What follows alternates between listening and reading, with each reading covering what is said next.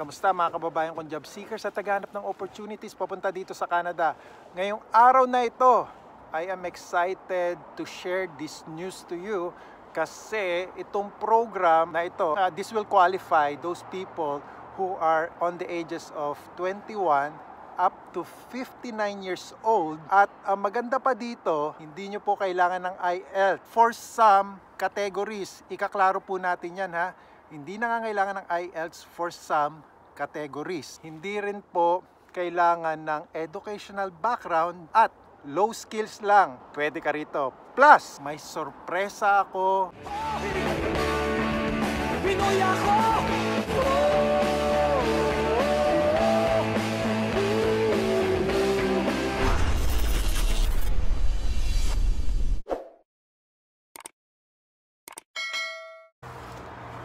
Minus 10 ngayon, medyo okay lang ang panahon. Kaya naisipan ko naman na ipasyal kayo sandali dito sa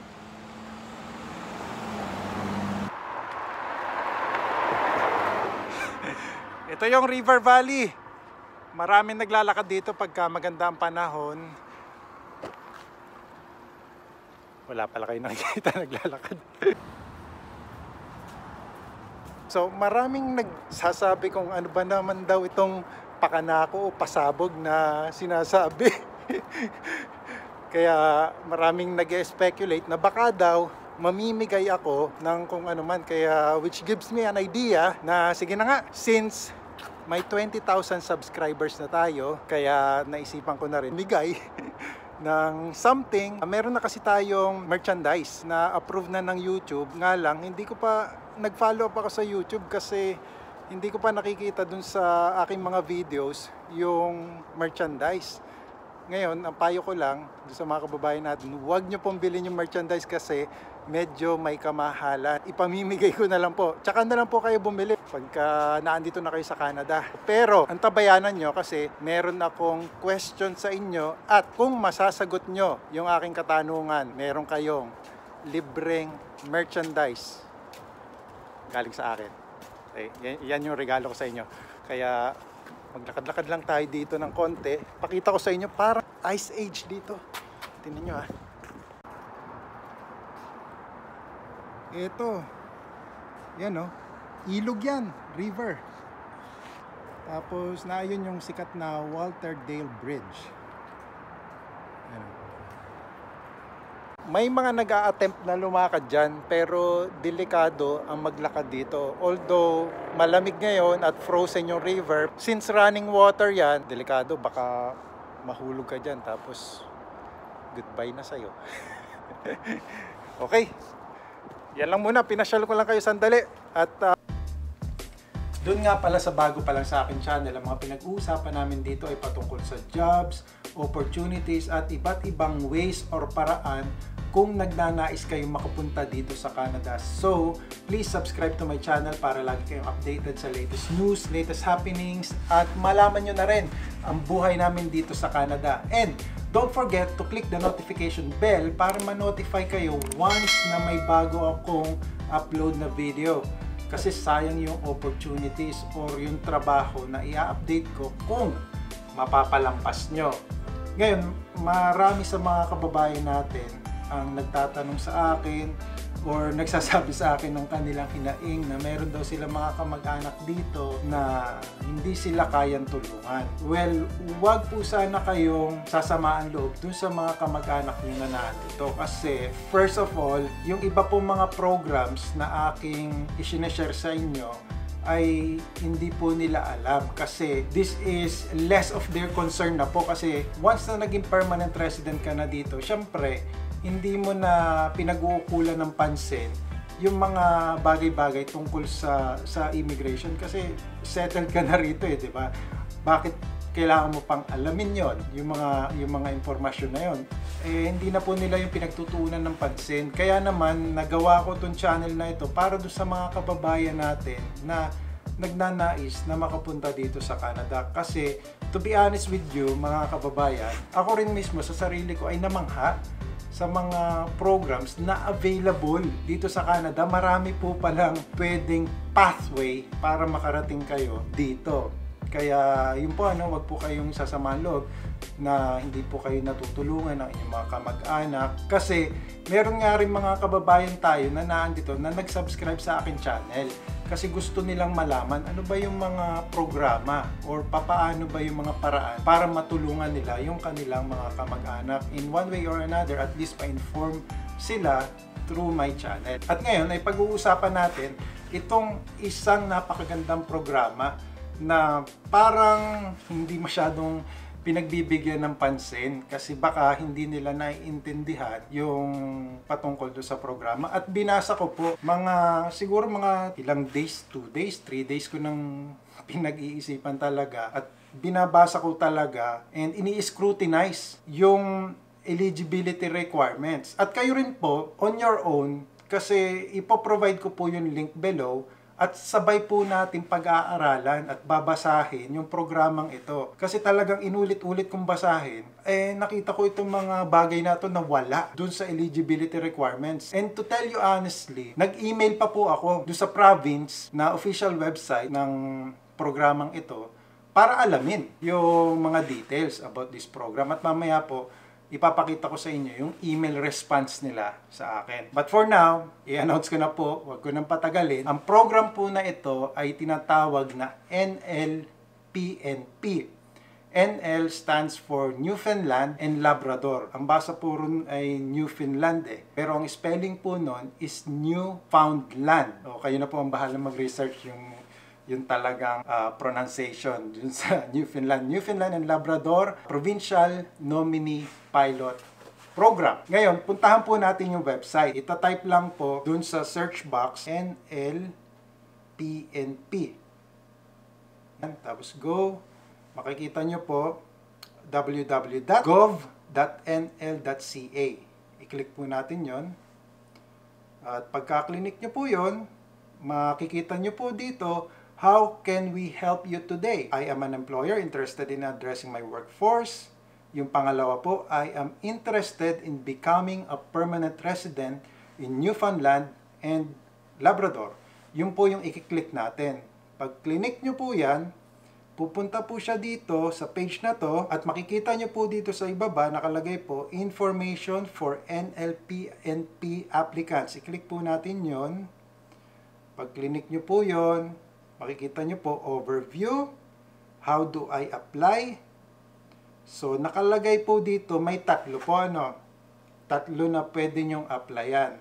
Nakalagay po nung una, Express Entry. Yung pangalawa po, Skilled Worker. At yung pangatlo, International Graduate. Pupunta po tayo doon sa pangalawa, which is Skilled Workers. I-click po natin yon. Nakalagay po doon, How do I apply for the Skilled Worker category? Ayan po, online applications. Pero ang titingnan po natin, bago natin po i-click yung apply to Skilled Worker online, alamin po muna natin yung eligibility requirements. Number 1 po, and this is mostly the case for any pilot programs, yung mga provincial nominee programs po. Usually po, kailangan nyo munang mag-apply ng trabaho. Ang kagandahan lang po dito ay targeted po tayo ngayon. Pupunta lang po tayo sa jobbank.gc.ca at hahanapin po natin yung mga available jobs dun sa Newfoundland and Labrador. Next na eligibility requirements po, makikita nyo sa ibaba nun is, ang kailangan lang po is qualifications, training, skills, and or accreditation required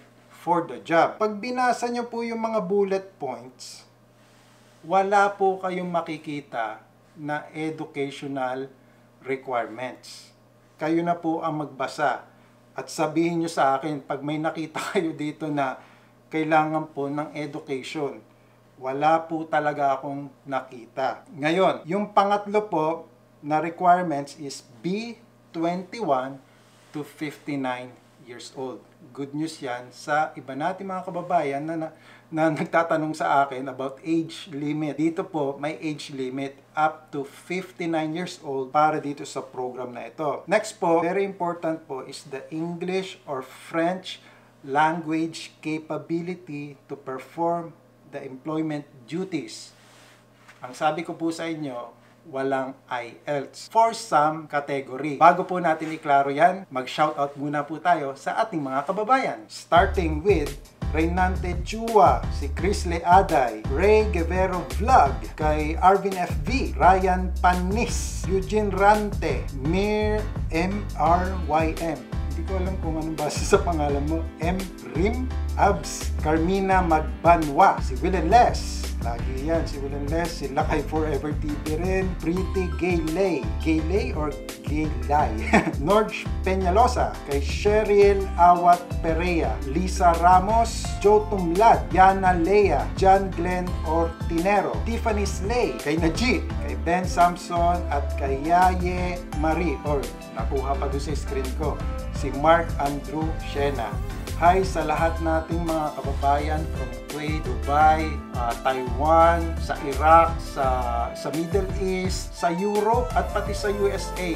Hi sa inyong lahat. Ngayon, balik po tayo dun sa English language capability. Nakalagay po dito, please note, occupations classified in NOC code C or D will have to meet minimum language requirements. I-check po natin yung mga NOC codes. Okay, dito po makikita natin yung NOC codes. Yung NOC codes po is National Occupational Classification. Ito po ay systems to classify jobs or occupations. Okay, nakalagay po dito ang mga skill type. Meron pong skill type O, skill level A, skill B. Ang nakita lang po natin, ang nagre-require ng English Language Proficiency Test is skill level C and skill level D. I-share ko rin po sa inyo itong mga NOC codes para malaman nyo kung saan po kayo classifications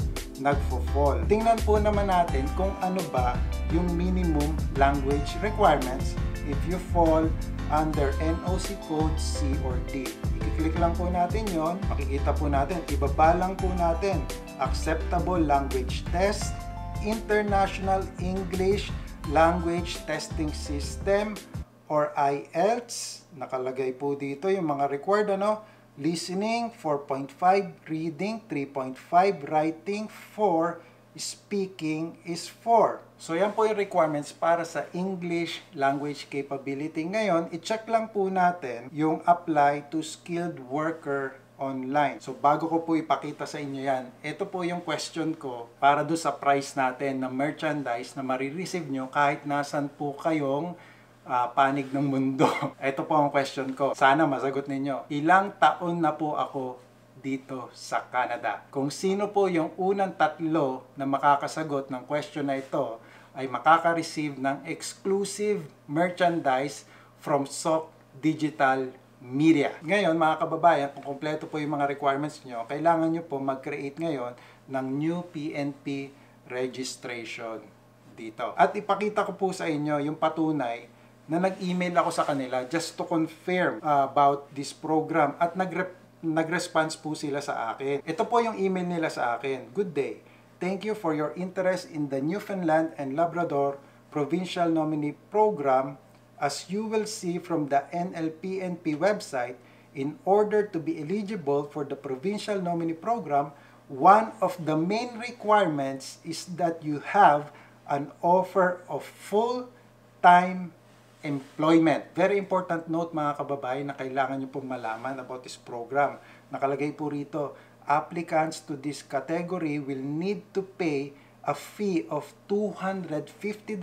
Please note that the application fee is non-refundable, whether your application is successful or not. Kaya, pag-isipan nyo po muna bago kayo mag-apply sa program na ito kasi nangangailangan po ito ng pera. At isa pa pong note na gusto kong i-share sa inyo, nakalagay po rito, review your application and document checklist before applying.